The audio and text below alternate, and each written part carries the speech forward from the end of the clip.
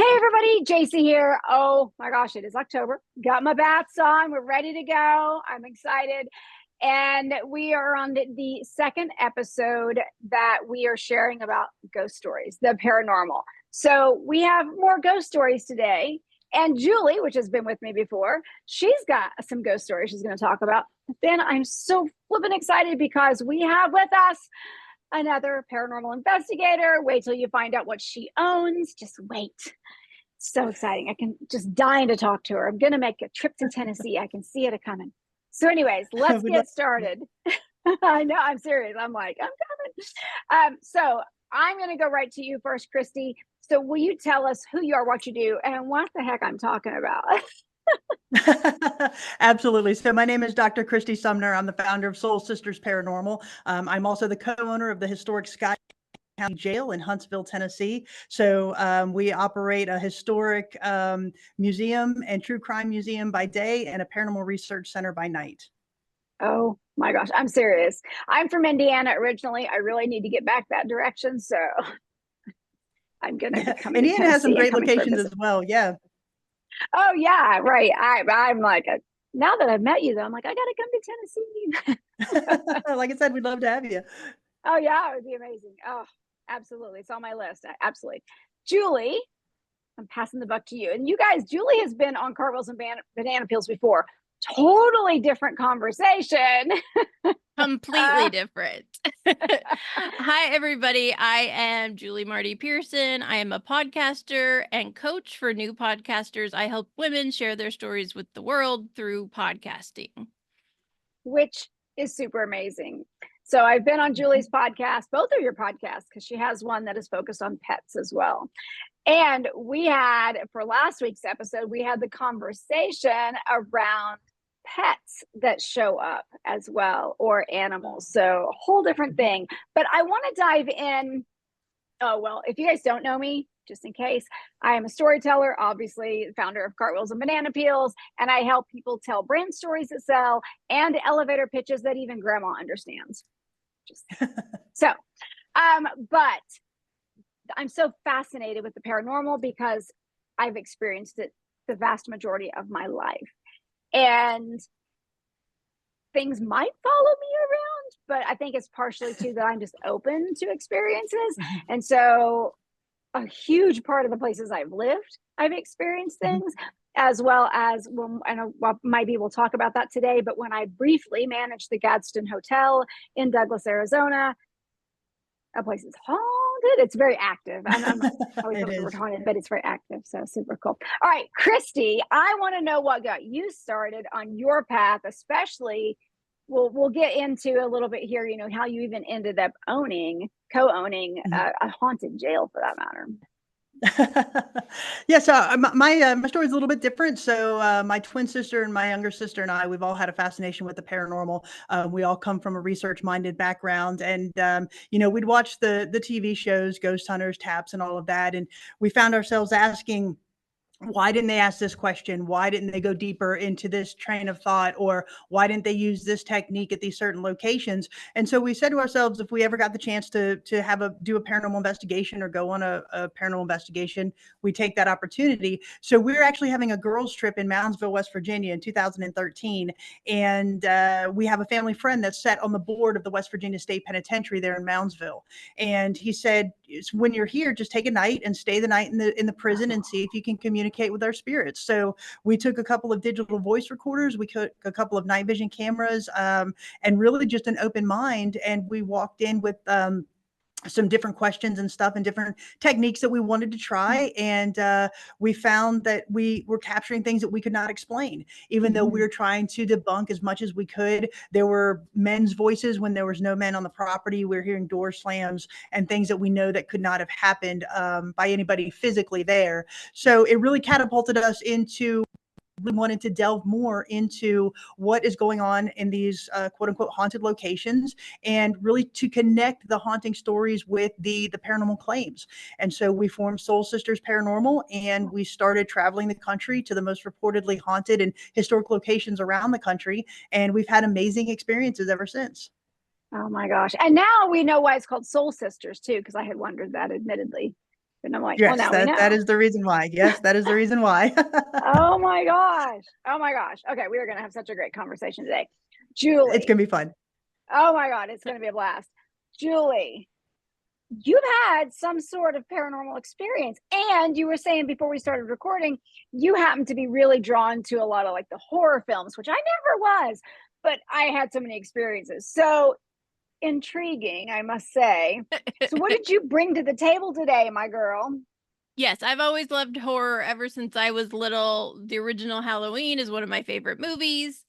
And I just love all of that kind of stuff. And a long time ago, when I was in my early 20s, I went with a friend. She had been living in Las Vegas with her boyfriend and they broke up. So I went with her and her parents there to move her home. And her dad being a little bit on the cheap side, we didn't stay on a hotel on the strip. We stayed on one, a few blocks away, and it was the old Western Hotel. I can't remember the name of it. I want to say it was Cowboy Bills or something like that. I actually asked my friend, Arizona Charlie's. I think that was it. And, it was old. It was probably built, who knows, decades before, hadn't been updated, totally Western. And we didn't really notice anything. But that night, my friend and I stayed in the same room. And the next morning, we both go to tell each other, like, I had the weirdest thing happen. Well, that night, I was sleeping and I heard something and I kind of woke up and started looking around. And over in the corner, I swear I saw an old cowboy guy standing there watching us. That was like, I've never had anything like that happen where I actually saw something, but it was so weird. It was so creepy. And I was like, I think there's somebody in here. And of course it wasn't once I got up. And so the next day when I told her, she was like, I saw it too. We both had the same experience, even though we didn't wake up and tell each other. And so that was one of the first times I actually experienced stuff like that. And it was just so creepy. It was just there was no negativity or being scared someone was there, but it was just very obvious there was this old man with a cowboy hat standing in the corner. So that's my big ghost story. I had at the Gadsden Hotel, the first day when I was only there a couple months, it was getting ready to be sold and so forth. But anyway, so I was there for a couple of months managing the restaurant and the bar and the hotel. And I walked in and the hallway that you would go out to the back to go out to the party, the employee parking lot, had the men's restroom and the women's restroom on the main floor off of, and this, if you don't know the Gadsden or anything about it, it has this grand lobby with this marble staircase. It's the most gorgeous place, even now. And it was built in the early 1900s. But I hit into that hallway to take a left, and I knew there was somebody to my right. There was nobody there, like we could see. And the first day, I thought it was like this woman, like I was getting like this woman in this long gown. Okay. And I was like, all right, I don't know what that's about. And then the next day I experienced it again. And I was like, and I had not heard any of my staff stories at that point. None of them. And I hit it again. And I was like, that's a cowboy. And I look and I'm like, there's no one we can physically see. So anyways, those stories were later told to me and validated. I'm like, no way. I had picked them up. I did pick up and know what it was I was sensing. But a few weeks into it, we had a storm come through, but it wasn't like a horrendous storm. It was monsoon. Well, no, it wasn't in monsoon season at the time, but it was a pretty decent storm that hit, but nothing like astronomical. At the Gadsden, there is a mezzanine level and there's a terrace that goes out over the top out front. And so there are a couple of doors there that would open onto the terrace. And the wind was blowing, but whatever. But these doors went bam. I mean, they just slammed open. And I was in my office and one of my staff members is in there, and I look up and I'm like, what is that guy doing? He's going to break the doors and we're going to have to repair them. And by the time the words got out of my mouth, I'm just looking and I realize it is just a gray silhouette of a cowboy in a duster. No doubt. That's fantastic. I love that. Yeah. And I'm like, wait. And I look at my staff member and she's like, I see him too. Because she knew she was seeing the same thing as me. And this is broad daylight, other than the fact it was stormy. It was in the afternoon. And so I out of my office, up those big, gorgeous marble stairs, and to the right where he had been, and went out and checked everything on the terrace. And of course, no one was there.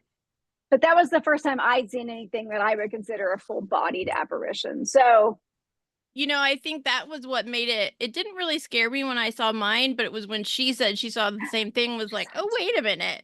But I do have to share one quick one. I mentioned to you guys before we hit record that my husband just came home. He used to work at our local museum that has a lot of buildings that were transported, that had been built way back in the Dust Bowl and all that. And there was one building, it was 2 stories.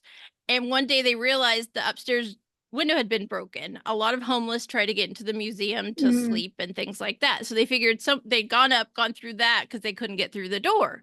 So him and the other guy were in there fixing it. And his boss decided, well, let's just screw the door shut. So if someone gets in here again, they can't go anywhere. Yeah. So they were in there doing that, and they walk into the room, and it was an old Freemasons building, and it had a big chair on one side, and they looked down and they could see footsteps all the way up to the Freemasons chair. And then there were no other footsteps leaving it. They were just clear footprints up to the chair, and that was all they saw. And he was like, yep, I didn't ever go in that room again. Oh yeah, so fascinating. All right, Kristy, we need to pass the buck to you. So I want to hear. I mean, you own and you do these tours and stuff even as well. So I'm so curious. What would you say is maybe, gosh, I don't know, one of your biggest, most shocking stories that stands out to you? We've been to so many different places. We've had some interesting things happen at like the Lizzie Borden house, the Villisca Axe Murder House, St. Augustine Lighthouse.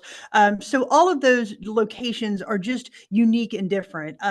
If you were to ask me what I guess my most quote unquote haunted location would be, other than the historic Scott County Jail here in Scott County, Tennessee, which we experience things on a daily basis. Yes. We were investigating the old Gilchrist County Jail in Trenton, Florida, and we had a lot of interesting experiences there. It was just myself and my friend Miranda Young, and we were investigating that night. We were the only 2 people on the property. And what made it interesting is this is an old rundown jail. It was built in the early 1900s. It was vacant since the 1960s.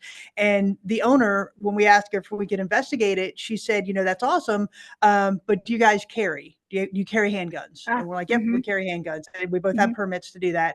And she said, well, I highly recommend you carry your guns on you at all times during the night, because that's the area that we're in, right? So we're like, okay, no problem. So we set up all of our equipment, and we both had our sidearms with us, and we weren't getting anything during the night. And so Miranda finally said, I wonder if they think we're law enforcement because we have our guns on us. And so I said, let's try taking them off. So I took mine off and I put it on the bunk in the cell that we were in, and Miranda takes hers off. And as she's setting it down, she says, I'm putting this down nice and slowly. Behind us, a man's voice says, good. There was no men in the building, right? She and I were the only 2 people there. And after that, the night was on, because every piece of equipment that we had running that night was validating every other thing that we were experiencing. So we had what we call K2 activity. We had what we call spirit box activity. We were audibly hearing things. We captured shadow figures. So if I could call an investigation a perfect investigation, I'd say that was probably the most perfect one, because we had so many things happening and different pieces of equipment were validating those experiences. But it really, any place that we've gone, we've had just tremendous activity of things that we just can't explain. Oh, that's amazing. I say we, as a former boyfriend. But we stayed because he knew that stuff happens around me.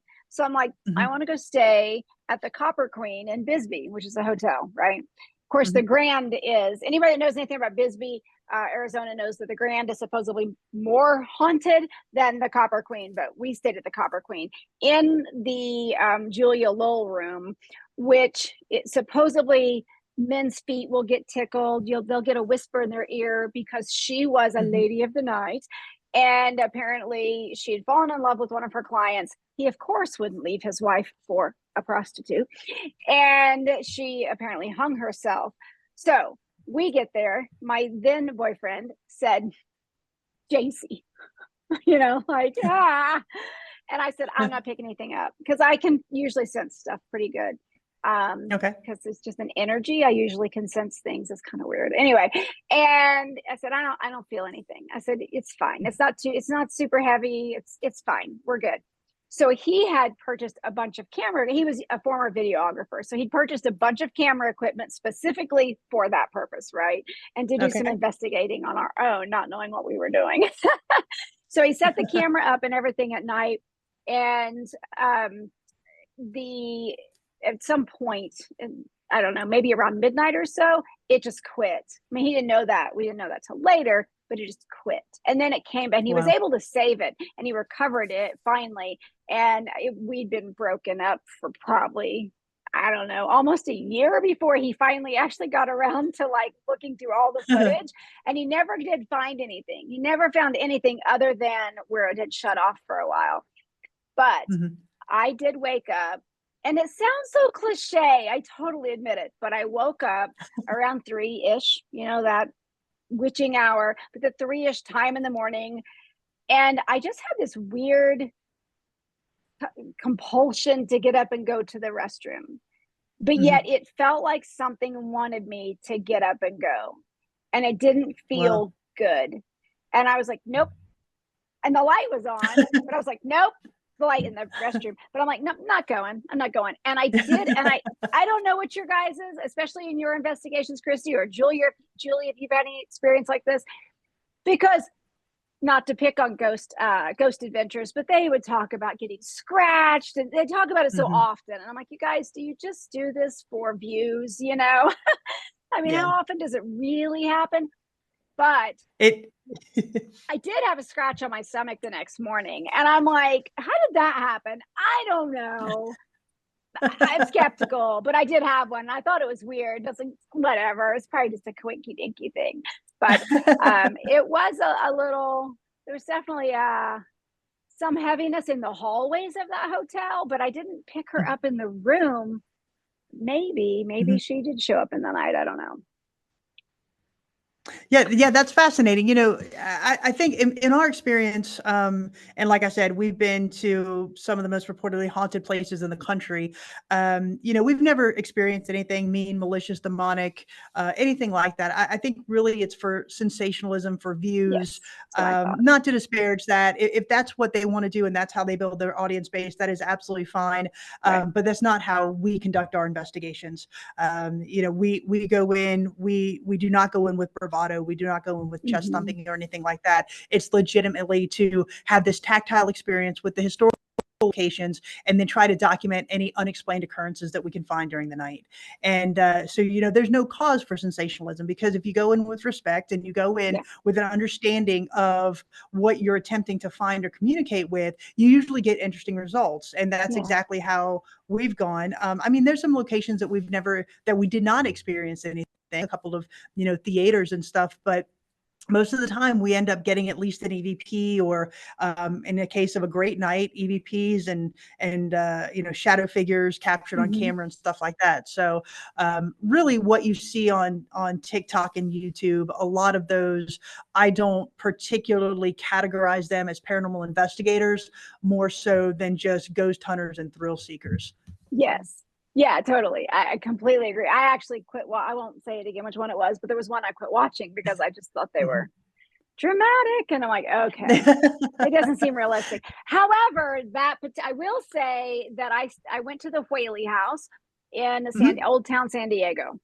And I had, oh my goodness, that was the first time I'd ever physically taken on, because I wasn't expecting it, but I had the physical sensation of something that had happened to someone there. And so I went into one of the bedrooms upstairs and I felt this heaviness in my chest and I couldn't breathe. And I knew I had to get out of the room. So I left the room. And then I'm like, what was that? I'm like, come on. So I went back in and it was daylight. This is just a normal self-guided tour thing, right? Our children were there. And the boys then, we had 2 of the 3. So I was married back then. So I had my stepson and my son, and they were 9 and 10, I believe. And we took pictures and different things. And in the Whaley House, anyone that doesn't know, there's like a theater room up there upstairs. And so we took some pictures of them in there. And anyways, the experience of going back in that bedroom, I had the exact same experience again, though. And it was that heaviness. So when we went down, I talked to one of the volunteers and I said, is that ever, he was like, oh, what room was it? When you're in the front bedroom? I'm like, no, what have you had happen in there? But I did come to find out that there was a young lady that had gone through a really ugly divorce in the whatever year that would have been, I don't remember now. And she supposedly killed herself by shooting herself in the chest. And she used to sleep on the floor of that bedroom that I was in. So we could only make the connection that I had picked up that energy somehow, because it couldn't breathe chest. It was a wild experience. Wow. I know that. So, Kristy, what kind of reports are common in the prison that you run? And that's a great question. We get everything from disembodied voices to shadow figures to footsteps. Whistling is extremely common. The jail was built in 1904. It was the county jail up until 2008. We had both men and women inmates here. Prior to the 1970s, the jailer and his family would live on site here downstairs, because I'm actually sitting in the booking room right now of the jail. So this would have actually been the original living room. So we've had sheriffs shot and killed right outside the front door. That happened in 1925. We've had 7 lynchings from the jail where mobs of angry people would go in, grab the inmate that they wanted and hang them out back or shoot them.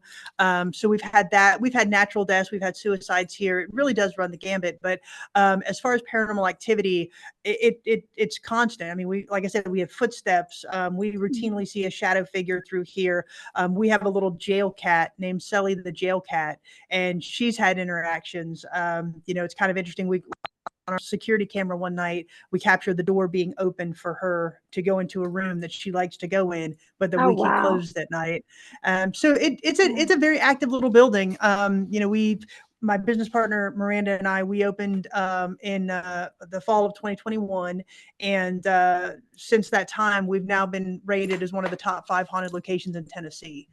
And just because we have so many claims here and that we can validate. So it's a quite the cool building to be associated with.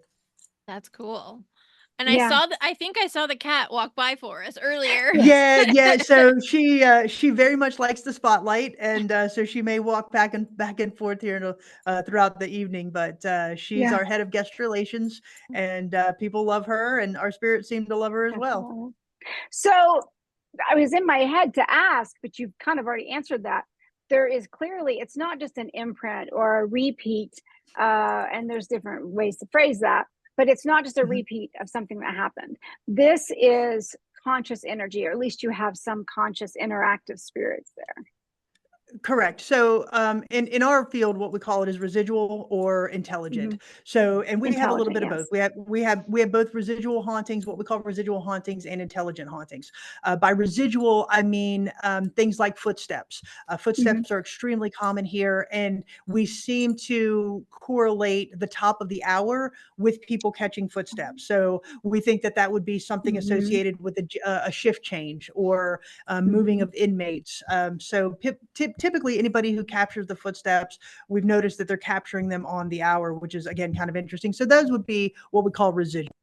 The best way I can describe it is if you've got a vinyl record on a record player and there's a scratch on the record, every time the needle hits the scratch, it's going to blip. Kind of the same thing with a residual haunting. If there's an anniversary or a time or a date that is associated with that, you tend to get higher activity. Intelligent hauntings, those are things that are actually responding to what you're doing, or somehow acknowledging what you're doing. So for example, if I say, can you say my name? And I get the response of Kristy, that's an intelligent haunting. And so I would say probably this jail, we're running about 75 to 25 intellectual over residual. So and now, because I mentioned imprinting, so would you give your definition of that? I know it's been so long since I've done my research on any of this stuff, I'd kind of forgotten, but I have my definition of an imprint of energy or whatever in my head, but I'm curious what your thoughts are on that.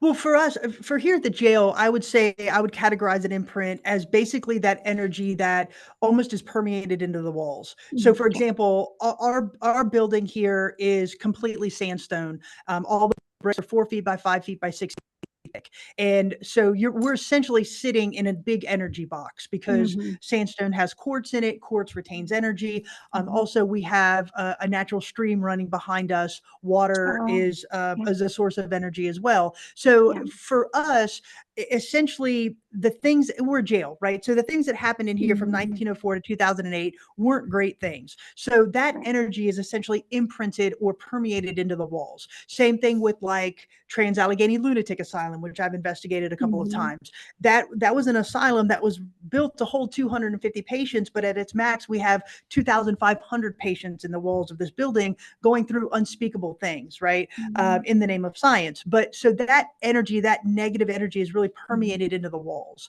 And I think that really causes both the residual and the intelligent hauntings that we have both here or at other places Mhm. like a jail or a prison or an insane asylum.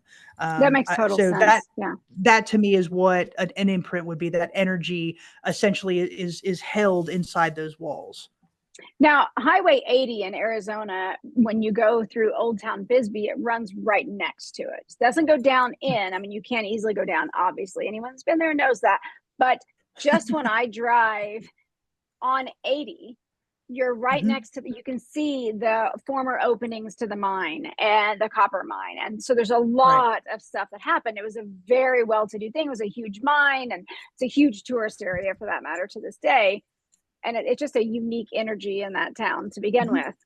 But there's a heaviness that Yeah. when you drive through there, there's a heaviness that is just, you Mhm. can just feel it held in the canyon walls. Mhm. And Oh, it's just absolutely. And so I think fascinating. And I think there are a lot of places like that, right? I mean, we're recording here on September 11th, right? Ground Zero, same thing. Yeah. Gettysburg, Antietam. Yes. You go to these places that have an immense traumatic event that releases a lot of energy or emotion at one time, and you're going to have those things. Mines are very interesting because you have these people Mhm. that are essentially going subterranean day after day after day, and things are happening, right? There are explosions. There's cave Mhm. collapses. There are things, there are essentially mass traumatic events that release a lot of energy and emotion at one time. So I think those Yes. places absolutely are heavier. That's Well, and funny it's the old because Wild I was West. right. You mentioned we're recording this on 9/11, and I had a Mhm. friend who was in New York last week, and she went to the 9/11 museum, and she Mhm. said that she didn't anticipate to feel the heaviness as much as Mhm. Yeah. she did because there they have pieces of, the stairwell and parts of the Yep. building are in there, and Mhm. she just said it was very heavy and you feel the emotion. And Mhm. also, most of us who went through all of that, we feel the emotion just when you hear 9/11, Mhm. but she didn't Absolutely. anticipate to feel that. So I can imagine how places hold that Mhm. energy where very traumatic things have happened. Mhm. Yeah, exactly. And I think that's why the jail is so active. Mhm. Our spirits here just love to talk. I mean, the building sat vacant from 2008 when it closed, really until 2021 when we opened the museum. So you had this gap of time where there was nobody in here. Nobody was Yeah. interacting. Nobody was telling the historical stories or the historical narratives of this building. And I think, in all honesty, our spirits are very appreciative of the fact that we are keeping their stories alive, Mhm. that we're Yep. retelling the history, and that is not being forgotten.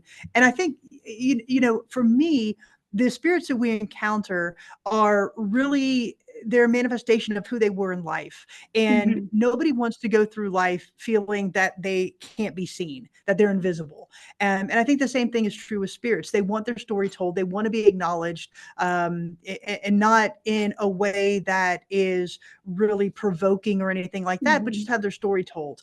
And I think because, Soul Sisters goes in with that type of mentality, like I said before, we get a lot of interesting results because of Yeah. that. That's complete. That makes me think too. I remember when the Gadsden was sold again, and then I resigned shortly thereafter from that contract, or into the contract, whatnot. But the new owners had come in, and they had I can't remember what the guy was they brought in, but anyways, I think he was just a branding expert, but he was really trying to kind of shift some things. And so I had a conversation with them, and I said, this place is very, very active paranormally. That's a word, but anyways, I said it's very active. People come from all over because there's not a lot to do in this little tiny town other than that anymore. And I said, people come here for the ghost stories and the historical aspect of it. I said, you really don't want to lose that. And they were kind of like, whatever. And so I was really kind of going to bat for the energy that is there and whatever else is there. The guys walked away from it. They said, oh, thanks, whatever, cool. And they walked away. And I turned and went the other way in the lobby, and I heard clear as day. And I had heard my name already there before, and I'd never heard my name called in any of my other experiences ever. So I really thought that was a load of whatever. I didn't think it happened. But I'd already heard my name a time or two. But that day, I clear as day, I heard, thank you, Jaycie. And I'm like, I whipped around, and I'm like, no one's around me. And I'm like, no way, that did not just happen. But I can't deny it. So well, and that's what's so interesting about historic places, right? So you either have the extreme of, we're going to make this a Fright Night type of situation where you have the blood, the gore, the Grim Reaper coming out, and we're going to exploit this location because it has that historical narrative. Or you have some place like us, like the historic Scott County Jail, where if you go to our website, or if you come here for the day tour, unless you ask, there are no indications that we do anything paranormal until you get to the second floor of our jail, right? We have the history as the leading narrative of this building. Awesome. So for the past 2 years, I've been researching historic preservation through paranormal tourism or after dark tourism. And I have locations who that I've spoken to that are very leery of losing that historical narrative, because what they see are those locations that go in and say, we'll scare you to death. They've got the blood, they've got the gore, they've got, like I said, the Grim Reaper or the skeletons. And that's not what it has to be about. Right. You can absolutely tell the paranormal story and the historical narrative at the exact same time. It's just a different way to tell the history. And you've got a very unique audience that wants to hear that. So, we don't have any of the, I survived the historic Scott County Jail nonsense, none of that.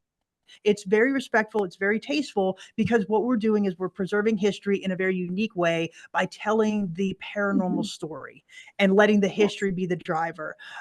So when I see places that are losing the historical perspective because they want to get the paranormal draw, I think it's doing a disservice to the historical narrative of the location. I completely agree. When I led the ghost tours, historical ghost tours at the Gadsden, that was a big, the history was what I started with. I learned the history of the place and the absolute factual history, and then the folklore that we don't know if, it's really true that Pancho Villa stormed his horse up the marble steps. We don't know that, but that's what people say.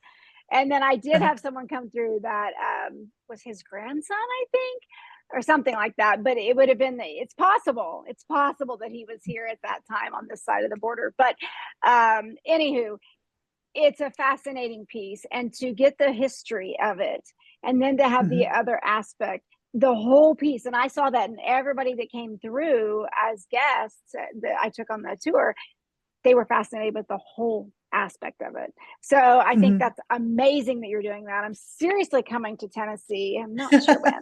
I'm almost an empty nester. Let me get that boy moved out, and then I'm going to start making some trips. But well, like I said, we'd love to have you. Oh my gosh, so amazing. This is such a great conversation. And I think the big thing, and this is what I talked about in the episode that will officially be out the first week of October, that we shouldn't be as fearful of it as a lot of people are. How do you guys feel about that? No, you're absolutely right. And like I said at the beginning, I've been to some of the most reportedly haunted locations in the country, right? I've stayed the night in the Villisca Axe Murder House. I've stayed the night in the Lizzie Borden House, the St. Augustine Lighthouse, Brushy Mountain State Penitentiary, all of these large locations. And we've investigated numerous private residences as well. What you're seeing, and I think the reason why people are quote unquote afraid, is you've got these driving people on social media right now who want to go in for the demonic factor and the scare factor. It's just not reality.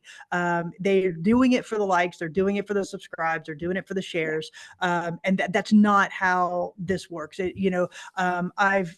Like I said, I've spent the night in these locations. I have never been physically harmed. I've never been scratched. I've never been touched in a way that would be, pervasive to my person.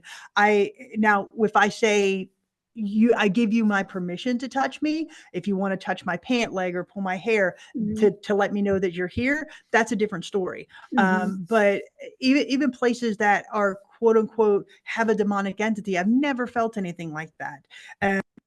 I do believe that the reason people are scared is two factors really. One, we are dealing with the unknown, right? Nobody knows what happens after we die. That is essentially an unknown. We don't have that answer. But on the flip side, I think we've got social media pushing this narrative out there right now by people who they have no concept of going in and telling a historical story, a historical context to what they're doing. They just want to go in and be punched or scratched, and that's what they're leading with. And I think that's the reason why a lot of people are scared of this, and it's just not the case. Absolutely. Absolutely. Yeah, I think being open to it is a big piece of it. I think for me, it's always been like an understanding. And I think that's, for me, the history is important, because if I know a story of a place and then something happens, those are the pieces I want. I don't just want scare. I don't love gore and all of that. I feel like that's so overdone nowadays. It's about the suspense of it, the unknown, like you said, and trying to figure it out. But then I've also realized as I've gotten older, when my dad passed away, because I'm more open, I will notice signs of him talking to me in ways that other people would never believe. But I know there's a connection, there's some kind of communication there, and it doesn't have to be negative. Yes. Absolutely. Oh my gosh, yes. So one of the houses that I used to own, my boys were sitting, my son and my stepson at the time and again, they were before I had my youngest, so 8-ish, give or take. They were both about the same age. And they were sitting on the master bed in the master bedroom, whatever. And it's a pretty large bedroom. And I thought my son had come over and kind of put his head on my hip or whatever. And I reached back to put my arm around him, and I realized they were both sitting on my bed. And then they caught on, and I didn't want to scare them, but I was like, oh. And they just looked at me. And I was like, yeah. I said, I don't know. I thought one of you touched me for sure. And so we had a lot of things happen there, shadows. I did have like this wispy white smoke actually manifest in front of me in broad daylight. I thought something was on fire in the house. I was searching everywhere. And it happened twice, once upstairs and once downstairs in our kitchen. So I don't know what it was. I've never had that happen anywhere else, but it was a really thick white smoke, if for no other way of describing it. So we just don't know, right? And we can't deny somebody else's experience either.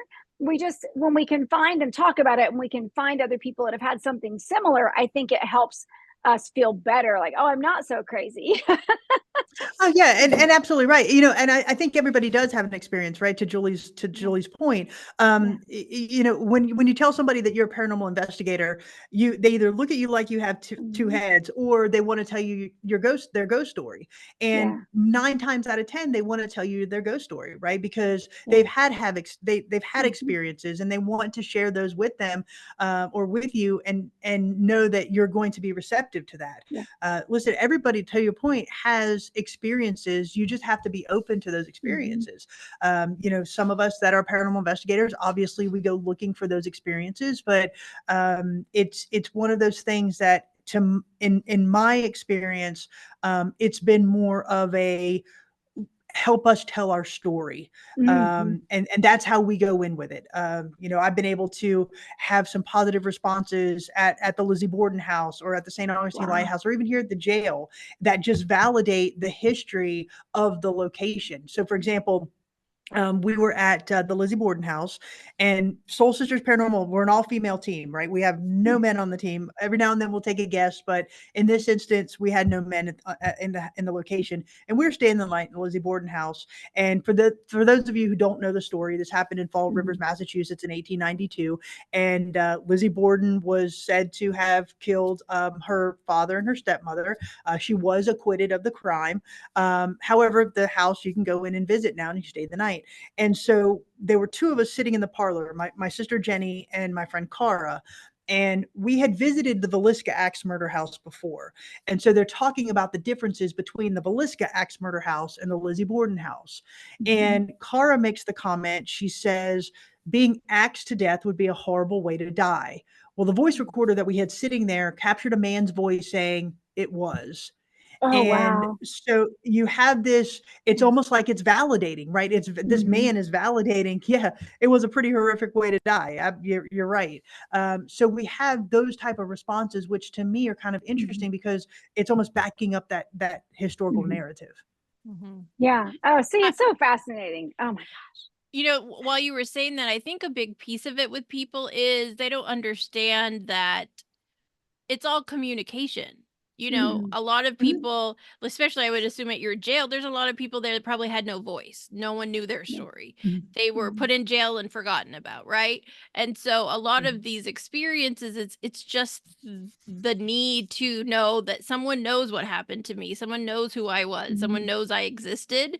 And you know, we can have that communication without it having to be negative and demonic, which everybody likes to turn it into. But it's really about understanding and communicating and letting whoever it is know that we hear them.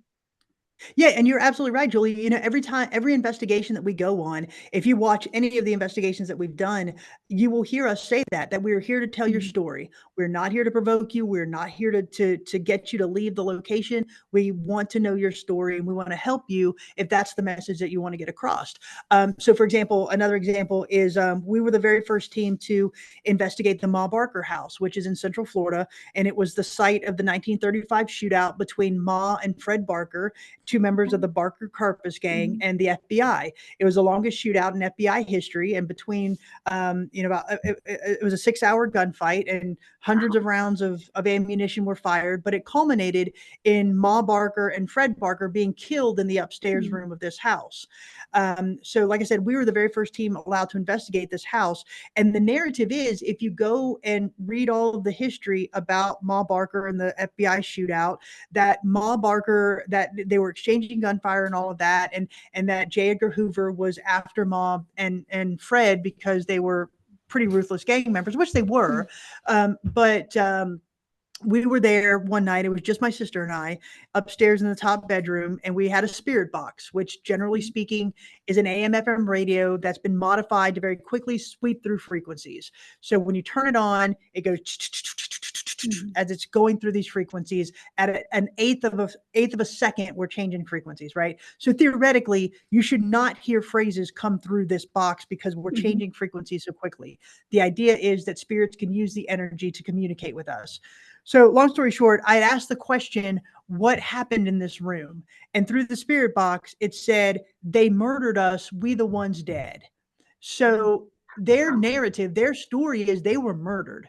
They were murdered by the FBI, and that is one of the arguments, right? That the FBI actually went in and murdered them in that room, even though the FBI tells it a different way. Right. So that's their story. That's what came through our spirit box, and that's the narrative, right? That's their story. Yeah. So to your point, Julie, it is that it's almost like validating that they want their story told, and that's exactly how we approach our investigations. I That's absolutely great. love it. Oh my gosh. You guys, we could sit here all day. Such great stories, and it's such great information and such a different way to think about all of it. And yes, I'm sharing these around Halloween, and we're like, oh, let's be all spooky, but it's something that happens all the time.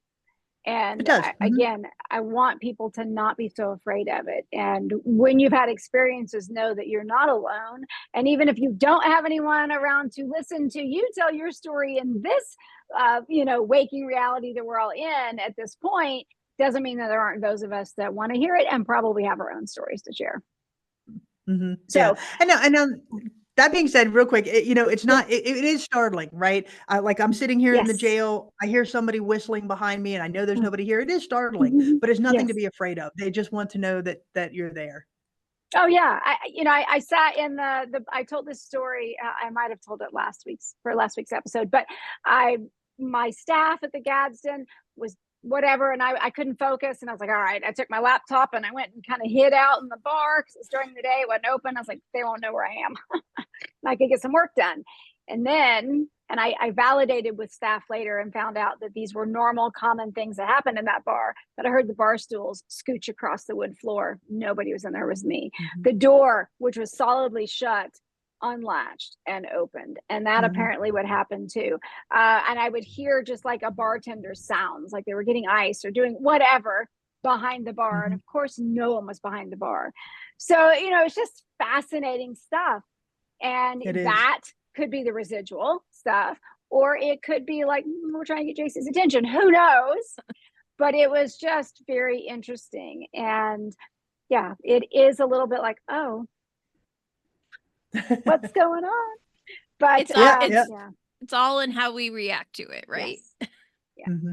Yeah. I didn't run screaming out.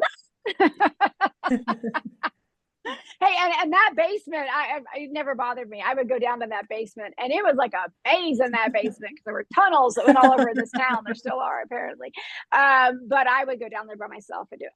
I didn't want the lights to go out down there, but I was okay to go down there by myself. It was fine. So it is how you react to it. It absolutely is. So, all right, y'all, one of these days, I'm going to have to share more because I'm going to have to go to Kristy's jail and check it out. And I'll be sharing more stories. But you guys, I want to thank both of you for coming and hanging out with me today and sharing so much.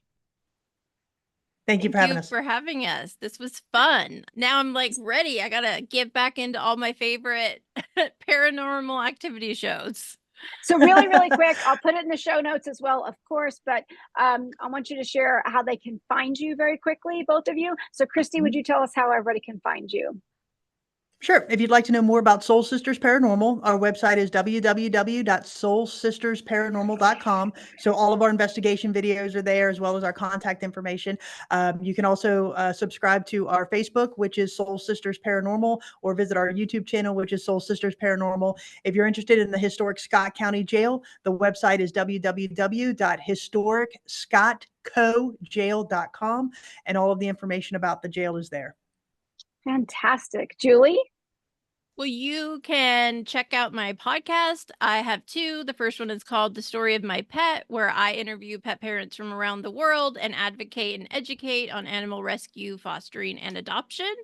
And my newest podcast is called Podcast Your Story Now, where I talk all about how to start a podcast, as well as share interviews with my favorite female podcasters about their journey and how podcasting has changed their life. Oh my goodness. And of course, everybody, cartwheels and banana peels. .com. But we talk stories, all kinds of stories. That's why I'm bringing you some different ones right now this month. It's not just about brand stories. It's sometimes what I call our back pocket stories, which would include some of our ghost stories. So thank you, ladies. Thank you so much. Everybody out there listening and watching, we will catch you next time.